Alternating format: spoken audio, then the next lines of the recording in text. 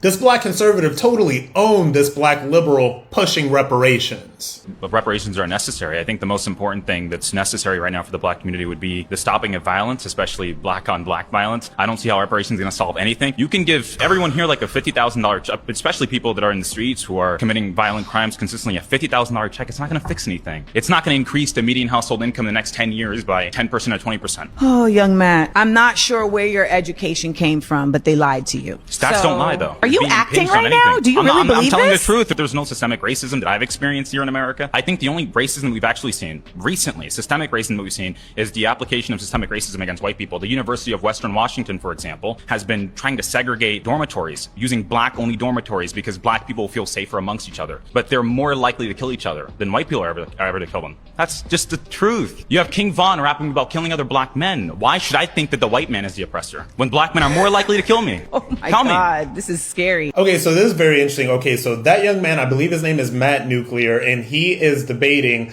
Amanda Seales, who apparently used to be a Hollywood actress. She was on that show Insecure. I think that she burned all of her bridges in Hollywood, and so now she just like rants about black issues on social media, I guess.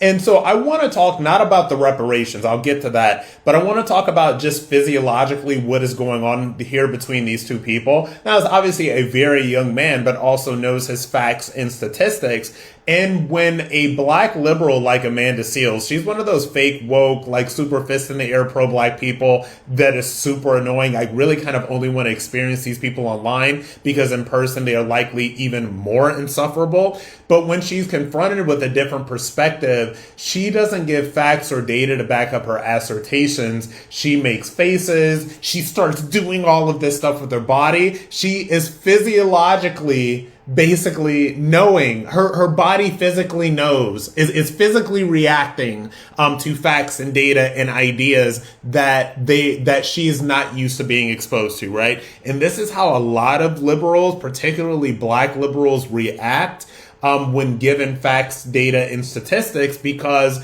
they don't generally seek truth. They don't generally seek facts and data. Everything is very emotionally driven. Everything is, oh, I'm black and I'm a victim and all this. But let's get to the reparations here.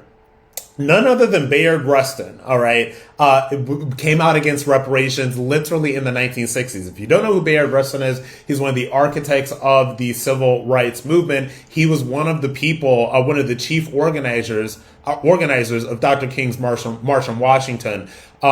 So he came out against reparations literally in the 60s. I want you to Google that if you don't believe me.